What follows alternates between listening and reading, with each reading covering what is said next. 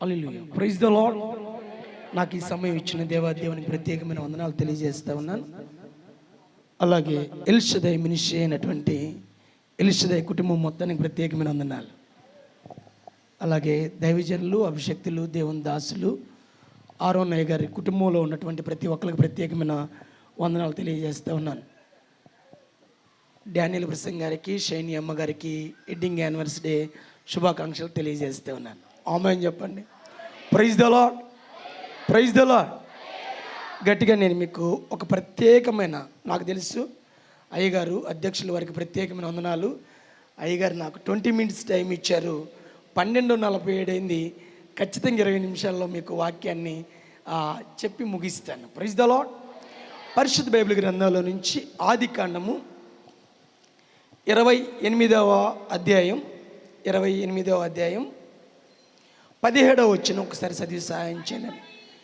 భయపడి, ఈ స్థలం ఎంతో భయంకరము, ఇది దేవుని మందిరమే కానీ వేరొకటి కాదు, పరలోకపు గవిని ఇదే అనుకొనెను. Praise the lord.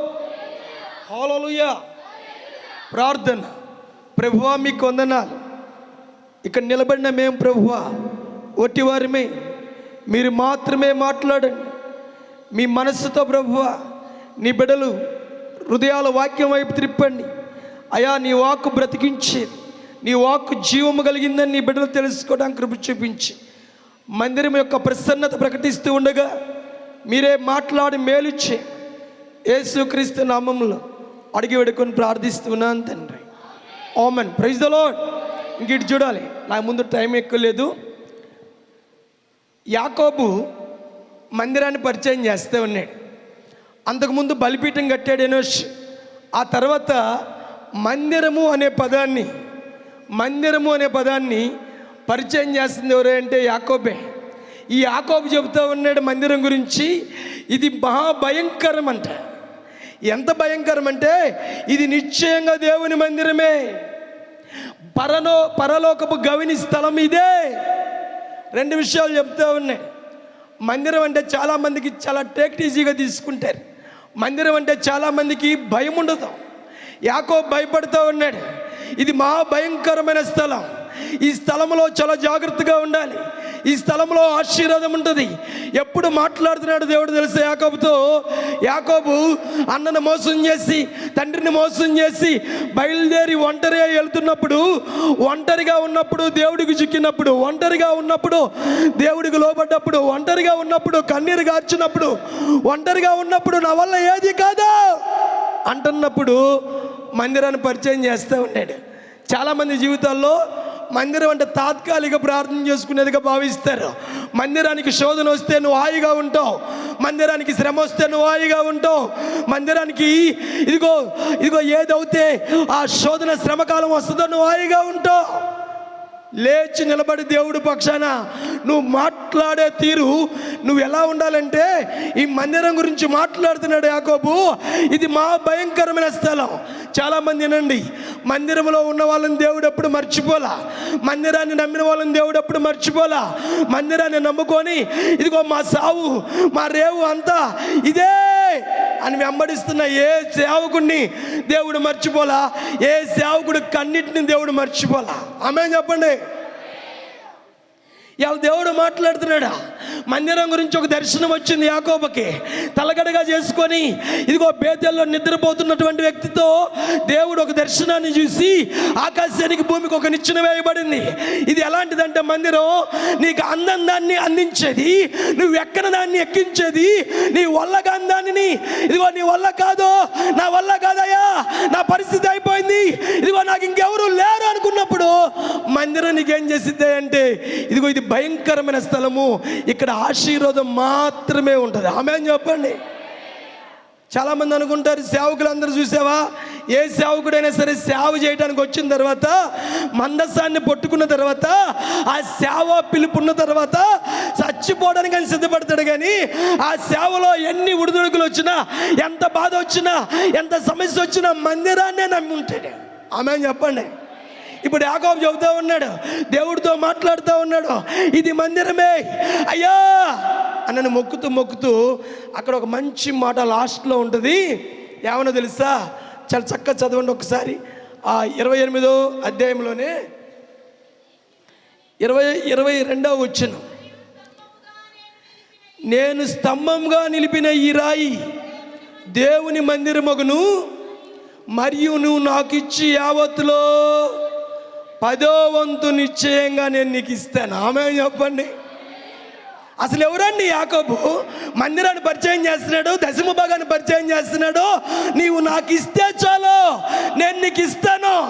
నాకు తినడానికి, భోజనం, ఉండటానికి, అయ్యా ఉండటానికి అన్ని సౌకర్యాలు, ఇదిగో కట్టుకోవడానికి బట్టలు ఇస్తే చాలు, నాకు వచ్చే దాంట్లో దశమ భాగం ఇచ్చేస్తా మీకు. ఎవరితో ప్రమాణం చేసుకున్నాడు తెలుసా? ఒకటి మందిరాన్ని చేస్తున్నాడు.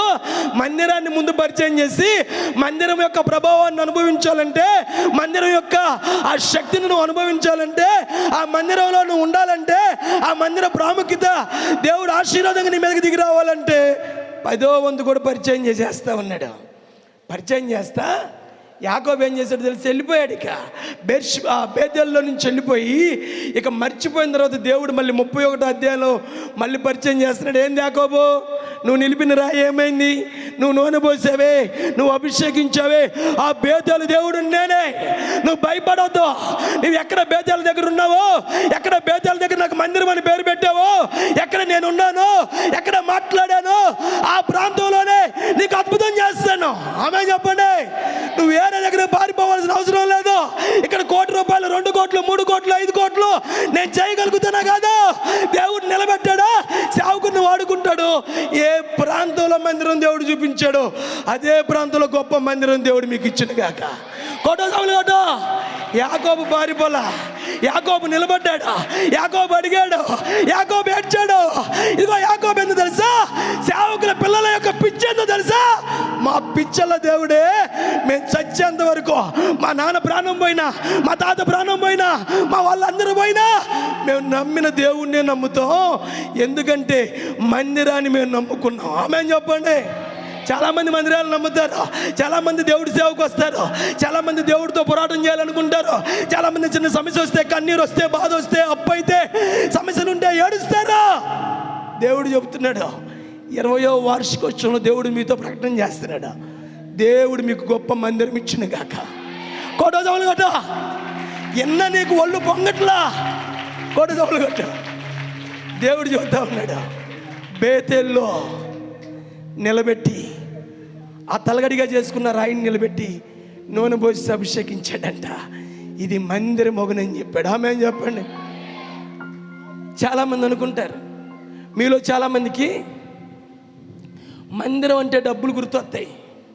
దేవుడు నీకు ఇచ్చిన ఆయుష్ గుర్తురాదు, దేవుడు ఇచ్చిన నీకు ఆరోగ్యం గుర్తురాదు, దేవుడు ఇచ్చిన డబ్బులు గుర్తురావు. మందిరానికి నేనేం చేశాను అసలు ఎవరన్నా జస్టిఫై చేసుకున్నారా? మందిరం ఎవరు? దేవుడిది కదా. దేవుడు మందిరానికి నేను ఏమైనా చేశానా? అసలు ఈ మందిరాన్ని నడపడానికి యాజకుడిని ఎందుకు పెట్టుకున్నాడు అంటే, దేవుడు చెప్తా ఉన్నాడు, వినండి, తల్లి గర్భంలో రూపింపబడక మునిపే ఈ నియామకం జరిగింది. ఆమె చెప్పండి. సేవకుడిని ఎవరు ఏర్పాటు చేశారు? ఎవరైనా అపాయింట్మెంట్ ఇచ్చారా? విశ్వాసులు ఎవరైనా పిలిచారా? లేకపోతే మీరందరూ కాదు, పిలిచిన దేవుడు చాలా గొప్పవాడు. ఆయన తల్లి గర్భంలో రూపింపబడక ముందే నేను పిలిచాడు. నేను ఎలా వాడుకోవాలో ఆయనకు తెలుసు. నువ్వు కంగారు పడ్డా, నువ్వు దారి తప్పినా, నువ్వు కన్నీరు పెట్టుకున్నా, నువ్వు ఏడ్చినా, నా వల్ల కాదన్నా దేవుడు వదిలేయడు. ఆమె చెప్పండి. అంతేకాదు, యాకోబు ఏం చేస్తున్నాడు తెలుసా? ఇదిగో వచ్చిన తర్వాత మళ్ళీ రిటర్న్ వచ్చి ఆ బేతేలకి, ఎందుకంటే మీకు వాక్యం చాలా పెద్దది ఇది, మళ్ళీ రిటర్న్ వచ్చి వస్తూ బేతేల దగ్గరికి రాగానే అంటున్నాడంట, ఇదిగో నేను ఎక్కడి నుంచి వెళ్ళిన చూడండి. 35వ అధ్యాయం చదవండి ఒకసారి పరిశుద్ధ బైబిల్ గ్రంథంలో. దేవుడు యాకోబుతో, నువ్వు లేచి బేతేలుకి వెళ్ళి అక్కడ నివసించి నీ సహోదరుడైన యేసేవు ఎదుటి నుండి పారిపోయినప్పుడు నీకు కనబడి దేవునికి అక్కడ బలిపీఠం కట్టమని చెప్పగా, యాకోబు తన ఇంటి వారితోనూ తన యొద్దనున్న వారందరితోనూ మీ యొద్దనున్న అన్య దేవతలు పారవేసి మిమ్మును మీరు శుద్ధిపరచుకొని వస్త్రములు మార్చుకొనుడి, మనము లేచి బేతేలుకు వెళుదుము, నా శ్రమ దినమున నాకు దేవుడు ఉత్తరం ఇచ్చాడు. Praise the lord. ఏందయ్యా ఈ బేతేలు, ఏందయ్యా ఈ మందిరం అంటే, పారిపోయినప్పుడు, ఒంటరిగా ఉన్నప్పుడు, వేదనలో ఉన్నప్పుడు, అయ్యో నాకెవరు లేరనుకున్నప్పుడు, ఏడుస్తున్నప్పుడు, రక్త సంబంధికులే లేరయ్యా నాకని ఒంటరిగా ఉన్నప్పుడు దేవుడు చెప్పిన మాట ఏంటో తెలుసా? నువ్వు బేతేల్లో చిక్కావురా, ఇదిగో ఈ బేతేలు మామూలుది కాదు, ఈ బేతేలు మందిరమే. ఈ మందిరం ఎలాంటిదంటే, ఇదిగో నువ్వు పారిపోయావే, అప్పుడు నేనున్నాను. నువ్వు బాధలో ఉన్నావే, అప్పుడు నేనున్నాను. శ్రమ దినములో కృంగిపోయావే, ఆ శ్రమ వచ్చినప్పుడు, శోధన వచ్చినప్పుడు, కృంగిపోయినప్పుడు ఎక్కడ కృంగావా అక్కడ నేను చూశాను. Praise the Lord. కోటో దౌలు కొట్టు. ఇవాళ కృంగిపోయిన మనుషులు, విరిగిపోయిన మనుషులు, నలిగిపోయిన మనుషులు, హృదయాల్లో బాధ, వేదన, జబ్బు, సమస్యలు, అప్పుల పాలైపోయిన వాళ్ళందరూ ఎక్కడికి వస్తారంటే ఎవరికి కనపడతారు? ఫస్ట్ దేవుడికి. ఆమేన్. ఎక్కడికి వస్తారు? మందిరానికి వస్తారు. వచ్చిన తర్వాత అంట యాకోబు చెబుతున్నాడు, కుటుంబం మొత్తానికి చెప్పాడు, మనం లేచి వెళ్ళిపోవాలి, మన దగ్గర ఏదైతే పనికిరాదో పడేద్దాం, వస్త్రాలు మార్చుకోవాలి. ఆమేన్ చెప్పండి. నీ వస్త్రాలు మార్చుకోవాలి, నీ పరిస్థితి మార్చుకోవాలి, నీ ఆలోచన మార్చుకోవాలి. నువ్వు మారితే చాలు. ఆమేన్ చెప్పు. ఇప్పుడు మోసగడైన యాకోబును చూసిన దేవుడు, ఒంటరిగా చిక్కితే అద్భుతం చేసిన దేవుడు, కుటుంబంతో పోతున్నాడు ఇప్పుడు బేతేల్లో. ఆ కుటుంబంతో మందిరం కట్టాలని ఎక్కడ రాయి పెట్టి నూనె పోసి నిలబెట్టాడో అక్కడ మందిరం కట్టేశాడు. Praise the Lord. కోటో సవులు కట్టు. నీ స్థలం నుంచి నువ్వు ఎక్కడికి వెళ్ళాల్సిన అవసరం లేదు. దేవుడు చెప్తున్నాడు, ప్రాపసి చేస్తున్నాడు, నీకు అసాధ్యమే, దేవుడికి సాధ్యమే. నీకు అవ్వదు అనుకుంటున్నావు, దేవుడు చేస్తాడు. ఆమేన్ చెప్పండి. అంటున్నాడు, శ్రమ దినాల నేను కృంగిపోయినప్పుడయ్యా, నేను ఏడ్చినప్పుడు, నాకెవరు లేరనుకున్నప్పుడు, నా పరిస్థితి మారినప్పుడు, శ్రమ దినాన ఉత్తరం ఇచ్చే స్థలం ఏదన్నా ఉందంటే, శ్రమ దినంలో ఉత్తరం ఇచ్చే ప్రాంతం ఏదన్నా ఉందంటే, కృంగిపోయినప్పుడు లేవనెత్తే ప్లేస్ భూమి మీద ఏదన్నా ఉందంటే, ఇదిగో ఏడుస్తూ రోధిస్తూ ఉన్నప్పుడు ఏదన్నా ఉందంటే అది మందిరమే. కొట్టో మందిరం ప్రాముఖ్యత తెలియకుండా 20 సంవత్సరాలు నడిచి 20 సంవత్సరాలప్పుడు మందిరానికి శోధన వస్తే, మందిరానికి బాధ వస్తే, ఎవరో వస్తే దేవుడు లేపుతున్నాడు నిన్ను. దేవుడు నిన్ను తగ్గించట్లా, దేవుడు నిన్ను నిద్ర కలుపుతున్నాడు. యాకోబు మర్చిపోతే యాకోబు చెబుతున్నాడు, ఇదిగో నేను బేతేలు దేవుడిని. ఆమేన్ చెప్పండి. దేవుడు మాట్లాడుతున్నాడండి ఆ మాట. దేవుడు ఏమంటున్నాడు తెలుసా? ఒకసారి మీరు పరిశుద్ధ బైబిల్ గ్రంథంలో ఆదికాండం 31:13 నువ్వెక్కడ స్తంభం మీద నూనె పోసివో, ఎక్కడ నాకు మొక్కుబడి చేసుకునేదో, ఆ బేతేలు దేవుడిని నేనే. మర్చిపోయావేమో నువ్వు నిలబడాలా. నువ్వు నిలబడితే నువ్వు కాదు పోయేది నేనే, నీకు ముందుగా పోయేవాడిని నేనే. ఏముందని మోషే ఒక కర్ర తీసుకొని ఎర్ర సముద్రం దగ్గర పోయాడు. సముద్రానికి కర్రకి ఏమన్నా లింక్ ఉందా? లేదా? వినండి, దేవుడు నీ దగ్గర ఉంటే నీ దగ్గర ఏది ఉన్నదో దేవుడు చూడు, ఆయన కార్యం చేయటం పూనుకుంటాడు. Praise the lord. సేవ అంటే ఏందో తెలుసా మీకు? నిజమైన సేవకులందరిని మీరు అడగండి, ఏ సేవకుడు నేను అడగండి, సేవకుడికి తెలియని బాధ అంటూ ఏముండదు. కుటుంబంలో నుంచి, అప్పులో నుంచి, శోధనలో నుంచి, శ్రమలో నుంచి, ఆకలి బాధలో నుంచి, అయిన వారిలో నుంచి, కష్టాల్లో నుంచి, శ్రమలో నుంచి, రక్త బాధల్లో నుంచి, ఇదిగో కృంగిన బాధలో నుంచి, అవమానాల్లో నుంచి, ఇదిగో దేవుడికి తెలియని దేవుడు సేవకుని అటు తయారు చేసుకుంటాడంతే. సేవకుడు ఎలా ఉండాలో తెలుసా? ఇదిగో జారిపోకూడదు. సేవకు వచ్చావా, నువ్వు నిలబడాలి, అంకారాన్ని పీకివేయాలి. నువ్వు నిలబడితే దేవుడు చెబుతున్నాడు, ఏ యాకోబు నువ్వు నిలబడ్డావే, నువ్వు శ్రమ దినాన కృంగిపోయావే, నువ్వు ఎక్కడైతే ఏడ్చావే, ఎక్కడైతే బాధపడ్డావే, ఎక్కడైతే నువ్వు బాధపడ్డావే, అక్కడ నేనే నీకు ఉత్తరం ఇచ్చా, అక్కడ నేనే నిలబెట్టా, అక్కడ నేనే నిన్ను వాడుకున్నా. ఆ ప్రాంతం నాదే, అది కాదనడానికి లేదు. ఇదిగో 7 సంవత్సరాలు గడిచినా ఆ ప్రాంతాన్ని నేను అభిషేకిస్తాను. అదే నా మందిరం. కొట్టాలు గడిగా అది మందిరం అంటే. ఏడవడం కాదు, రోధించడం కాదు, నువ్వు మందిరంలో నిలబడితే దేవుడు ప్రసన్నత దిగి వచ్చింది. Praise the lord. చాలామంది మందిరం అంటే ఏదో అనుకుంటారు, పరిచర్య అంటే ఏదో చిన్నది అనుకుంటారు. పరిచర్య చేస్తూ ఉన్నప్పుడు మీకు తెలియదు, సేవకులు ఎవరినైనా అడగండి, స్టేజ్ మీద ఉన్న వాళ్ళు 1 గంట లోపు ఎవరైనా నిద్రపోతారా? 3 గంటల లోపు ఎవరే ఒక సేవకుడు నిద్రపాడు. మేము చూస్తాం డానియల్ బ్రిస్సింగ్ గారిని, వాళ్ళ తమ్ముడు పాల్ రస్ బాబు మంచి పరిచర్య చేస్తాడు, వాళ్ళ చెల్లెలు చాలామంది. మీకు చెప్తున్నమాట, పిచ్చేందో తెలిసింది నాకు. అయ్యగారు ఒక ప్రకటన చేశాడు, మీ పిల్లలకు పుట్టిన వాళ్ళు ఎవరన్నా ఉంటే, మీకు పుట్టిన వాళ్ళు ఎవరైనా ఉంటే సేవకు తీసుకురండి, సేవకు తీసుకురండి, సేవకు తీసుకురండి అని. మీకు మాత్రం మీరు చాలా తెలియగలరు. ఎంత తెలియగలవాలంటే మీకు సేవకుడు కావాలి, మీ పిల్లలు సేవకులు అవ్వకూడదు. అబ్బబ్బబ్బా, మీకు సేవకుడు కావాలి, మీ పిల్లలు సేవకుడు కాకూడదు. సేవకి ఇస్తే ఏమన్నా అవుతుందో అని. భూమి మీద రిచెస్ట్ పర్సన్స్ ఎవరన్నా ఉన్నారంటే సేవకుడే. ఇవాళ బోయింగ్ ఫ్లైట్లు ఉన్న వాళ్ళు ఎవరన్నా ఉన్నారంటే సేవకుడే. రాజభోగాలు అనుభవిస్తున్న వాళ్ళు ఎవరన్నా ఉన్నారంటే సేవకులే. శ్రమ దినాన కృంగిపోయి పైకి లేవనెత్తబడ్డ వాళ్ళు ఎవరన్నా ఉన్నారంటే సేవకుడే. పూరిపాక తెలుసు, రాజభవనం తెలుసు. ఆమె చెప్పండి, మీ సేవకుడు అంతర్జాతీయ సువార్థికుడు. Praise the Lord. కోట సభలో అంతర్జాతీయ దైవజనుడు. ఎందుకంటే ప్రపంచ దేశాలకు దేవుడు పంపిస్తూ ఉన్నాడు. మీరు పరిశుద్ధ గ్రంథాన్ని చదివితే బాగా, పరిశుద్ధ గ్రంథంలో ఒక అద్భుతమైన మాట ఉంటుంది. ఏందో తెలుసా? సేవ అనేదంట అంత తేలికైందేమి కాదు.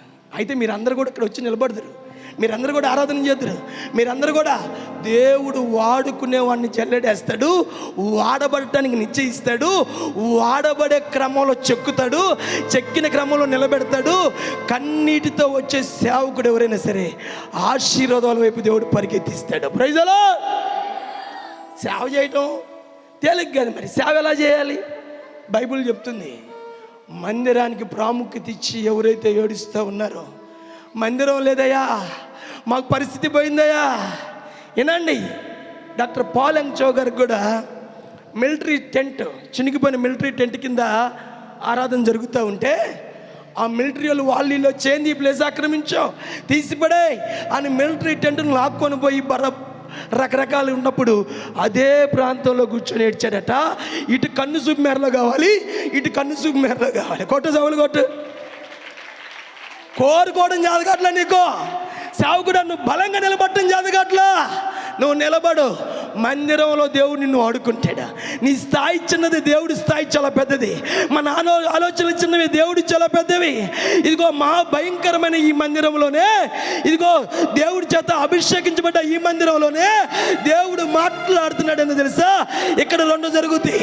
నువ్వు పారిపోయావా, నువ్వు ఒంటరి అయ్యావా, నువ్వు ఏడ్చావా, నువ్వు అప్పుల రోజుల్లో ఉన్నావా, నువ్వు సమస్యల బాధలో ఉన్నావా, నానేవారు నిన్ను ఏడిపిస్తా ఉన్నారా, నీ శత్రువులు నీ మీద లగుస్తున్నారా, మందిరంలో నీకు నెమ్మది దొరుకుతుంది. ఆమేన్. రెండోది, శ్రమ దినాన కృంగిపోతే దేవుడు పైకి లేవనెత్తుతాడట. కుటుంబం మొత్తాన్ని పిలిచాడు, మీరందరూ శుద్ధి చేసుకోవాలి, అన్ని మార్చుకోవాలి. ఈ వేలో వెళ్తే కాదు, ఇప్పుడు వస్త్రాలు మార్చాలి, పద్ధతులు మార్చాలి, క్రమం మార్చాలి, ప్రార్థన మార్చాలి. ఏడుపుతో కూడా, అభిషేకంతో కూడా ఏడుపు ఆడవాలి. మీకు తెలుసా, మాకు ఒక మందిరం ఉండేది. ఆ మందిరానికి ఈ ప్రహరీ అడ్డొచ్చింది, తీసిపడేయాలి. చాలా చోట్లకి వెళ్ళిపోయింది అది. చివరికి పిలిచారు నన్ను. మా నాన్నగారు చనిపోయిన కొత్త అది, చనిపోయి 3 నెలలు అవుతుంది. పెద్ద శోధన వచ్చేసింది. ఏడుస్తూ ఉంటే ఎవరెవరో ఎల్డర్స్ ఎవరో కూడా మాకు తెలియదు. ఆ ఏడుస్తున్న క్రమంలో నేను దేవుణ్ణి మోకరించి అడిగితే, మందిరం ఇది కాదు నాది. ఆమె అని చెప్పండి. దాని మీద చెయ్యేస్తే నన్ను ఊరుకోనని అద్భుతం ఏం చేశాడు తెలుసా? ఇక్కడ దాకా ప్రారీ కట్టుకుంటే దేవుడు అద్భుతం చేసి అక్కడ దాకా వెళ్ళేటట్టు చేశాడు. Praise the Lord. కొట్ట సవులు కొట్ట. నేను ధైర్యంగా చెప్పగలను, మందిరాన్ని నమ్ముకున్న విశ్వాసి కానీ, దేవుడికి లోపడ్డ విశ్వాసి కానీ, మందిరమే జీవితంగా సేవ చేస్తున్న సేవకుడు కానీ, కన్నీటి పర్యంతరమైన సేవకుడు కానీ, నువ్వు భయపడాల్సిన అవసరం లేదు. దేవుడిని పరిచర్యం దీవిస్తాడు, నిన్ను లేపుతాడు పైకి. ఆమేన్ చెప్పు. మందిరానికి లోపడదాం. ఆమేన్ చెప్పండి. ఇప్పుడు చాలామంది కనిపించింది, అయ్యా ఇది అన్ని కోట్లు, ఇది ఇన్ని కోట్లు, మనం ఇక్కడ ఏదైనా చేయాలంటే, నిన్ను లేపలేదా దేవుడు? నిన్ను అడగలేదా దేవుడు? నీ స్థితి మార్చలేదా దేవుడు? శోధన వస్తే జారిపోతావా? బాధ వస్తే జారిపోతావా? సేవకుడి పక్షాన్ని నిలవలేకుండా ఉంటావా? ఆపదలో దేవుడికే వెన్ను చూపిస్తావా? నువ్వు నిలబడు. ఆమేన్ చెప్పండి. ఈ 20వ వార్షికోత్సవంలో నా దేవుడు చెబుతున్నాడు, గొప్ప మందిరం దేవుడి ప్రాంతంలో ఇచ్చునుగాక, గొప్పగా దేవుడు వాడుకొనుగాక, కన్నీటి నాట్యంగా మార్చునుగాక, పరిస్థితులు మార్చునుగాక, అద్భుతాలు జరిగే ప్రాంతంగా మార్చునుగాక, యవనస్తులు లేచుదురుగాక, ఉవ్వెత్తున ఉప్పెన వల్ల ఉజ్జీవం పుట్టునుగాక. వినండి, మందిరానికి లోబడండి. మందిరం దేవుడిదే. దాన్ని పరిచయం చేసిన వ్యక్తి ఎవరో తెలుసా? యాకోబు. అంతేకాదు, మందిరాన్ని పరిచయం చేసి ఒక నిబంధన చేసుకుంటున్నాడు. నాకు తినటానికి ఇస్తే, ఉండటానికి ఇస్తే, కుటుంబాన్ని పోషించుకోవడానికి ఇస్తే, నన్ను చల్లగా చూసి ఆశీర్వదిస్తే నాకు ఏదైతే వచ్చిద్దో దాంట్లో 10వ భాగం ఇస్తాను. ఇవాళ నీ పరిస్థితి ఏమైందో తెలుసా? ఏమైందో తెలుసా? నీకు వచ్చేది మొత్తం నీ కౌంట్లోనే ఉంది. నిన్ను దేవుడు ఇంత చల్లగా చూస్తే దానికేమి, నువ్వు దేవుడికేమి? ఉపవాస ప్రార్థన స్టార్ట్ అయిందంటే చాలు అయ్యయ్యో సాకులు చెప్తారు. ఉపవాస ప్రార్థన స్టార్ట్ అయిందంటే చాలు రకరకంగా మాట్లాడతారు. సేవకుడికి వ్యతిరేకంగా ఉండి మాట్లాడే వాళ్ళు చాలామంది ఉంటారా. దేవుడు చెప్తాడు అప్పుడప్పుడు, జాగ్రత్త, పరిచర్య అంత ఈజీ అయిందేమి కాదు. చాలామంది సేవకులు చెబుతారు, సేవ అంటే ఏందంట? ఏంది సేవ అంటే? ఏం చెప్పండి. మన ఊరేగింపు చేసే దేవుడు చెప్తున్నాడు, నిన్ను అద్భుతంగా ఒక మాట చెప్తాను, అది చదివించి నేను ముగిస్తాను. అధ్యక్షుల వారు నన్ను క్షమించాలి, ఏమన్నా ఒక్క నిమిషం. మళ్ళీ ఒకసారి నన్ను పిలవకపోయినా బాధ లేదు, మందిరం అంటే ఏందో మీకు తెలియాలి. ఆమె చెప్పండి. పరిశుద్ధ బైబిల్ గ్రంథంలో నుంచి ఆదికాండం 35వ అధ్యాయం 11వ వచనం ఒకసారి చదవండి. మరియు దేవుడు, నేను సర్వశక్తి గల దేవుడను, నువ్వు ఫలించి అభివృద్ధి పొందుము, జనముల సమూహమును నీ వలన కలుగును, రాజులను నీ గర్భవాసిలో నుండి పుడతారు. ఆమె చెప్పు గట్టిగా, ప్రైజ్ ది లార్డ్. చేతులు పైకెత్తి ఒకసారి ప్రైజ్ ది లార్డ్. ఏమైనా ఈ చేతులన్నీ దేవుడి కోసం లేపడానికి ఏమైంది? Praise the Lord. ఇప్పుడు బేతేల్లో మందిరం కట్టిన తర్వాత దేవుడు యాకోబుతో చెప్తున్నాడు, నీ సంతతిలో నుంచి, నీ జన్మలో నుంచి మందిరానికి నువ్వు ఇప్పుడు కట్టావు కదా, మందిరానికి ప్రయాసపడ్డావు కదా, మందిరానికి మేలు చేసావు కదా, ఇదిగో నీ వంశంలో నుంచి రాజులు వస్తారు. ఆమె చెప్పండి. రాహేలు ప్రసవేదన పడింది, వెంటనే బెనోని అనే పేరు పెట్టింది. బెన్యామీనుగా తండ్రి నామకరణం చేశాడు. ఆ బెన్యామీను గోత్రంలో నుంచి సౌలును రాజుని చేశాడు. Praise the Lord. యోధా గోత్రంలో నుంచి దావీదును రాజుని చేశాడు. ఆమేన్. ఏందయ్యా ఈయన గొప్పతనం అంటే, మందిరం కోసం నిలబడ్డ సేవకుడైనా, విశ్వాసినైనా, దేవుడు పరిచర్య కోసం నువ్వు నిలబడ్డావా, నిన్ను 2 అంచుల గల ఖడ్గంగా దేవుడు వాడుకుంటాడు. నీకు, నీ కుటుంబానికి, అందరికీ మేలు జరుగుతుంది. ఆమేన్. ఈ మందిరాన్ని, ఈ ఎల్షదాయి మినిస్ట్రీని, ఈ పరిచర్యలను, ఇదిగో ఈ కుటుంబాన్ని దేవుడు ఎత్తిపట్టి ప్రపంచ దేశాలకు తలమానికంగా దేవుడు వాడుకొనుగాక. కోట సవాలు కొట్టు విశ్వాసి. నీ బలం ఏమాత్రం తక్కువ కాకుండా, సాతాను దొంగిలించకుండా, నా దేవుడు మందిరపు పని కోసం నిన్ను నిలబెట్టునుగాక. ఈ మందిరం దేవుడి ఆశ్చర్యకరంగా మలుచునుగాక. నేను అనుకున్నా, ఇక్కడికి రాగానే నాకు ఒక ఆలోచన వచ్చింది. ఒరే నాయనా, ఆ కనపడని అటువైపు కుంటలో ఉండే కంటే దేవుడు ఆ శోధన తీసుకొచ్చి వార్షికోత్సవం రోజున కనపడాలి, ఇట్టయితే బాగుండని చెప్పి ఇక్కడ పెట్టాడేమని అనుకున్నామే. దేవుడు అద్భుతం చేస్తున్నాడు. అక్కడెక్కడో చెట్ల మధ్య, ఆ టెంటుల మధ్య కనపడకుండే కంటే ఒక్కసారి దేవుడు లేపి ఇక్కడ నిలబెట్టాడు, ఇంకొకసారి లేపితే ఎక్కడో నిన్ను నిలబెట్టింది కాక. కోట సభలు కొట్టు, మందిరాలను దేవుడు కట్టునుగాక. ఎల్షదాయి మినిస్ట్రీ సంఘాలనే కాదు, దేవుని కొరకు మందిరాలు కట్టే ఆ యొక్క మినిస్ట్రీగా దేవుడు నిలబెట్టి వాడుకొనుగాక. ఆమె చెప్పండి. చిన్న ప్రార్థన, మనస్ఫూర్తిగా నువ్వు ఏకీభవించు. యేసయ్య అద్భుతం చేస్తాడు. చిన్నదే ప్రార్థన. నీ పరిచర్య గురించి అయినా, ఇక్కడ ఉన్న సేవకులైనా ఎవరైనా, నాకు దేవుడు గత రాత్రి 1:30 టైంలో మాట్లాడిన చిన్న మాట, ప్రభువా నువ్వు గొప్పవాడివి, నువ్వు శక్తివంతుడు, నువ్వు సర్వశక్తి కలిగిన దేవుడు ఉన్నాయి. నీ జాలి, నీ దయ, నీ కృప మందిరాల మీద ఉండి, సేవకులకు కావలసిన మందిరాలు మీరు అనుగ్రహించి, పరిచర్యకు కావలసిన తలాంతులు మీరు అనుగ్రహించి, పరిచర్యను ఎత్తిపట్టండి.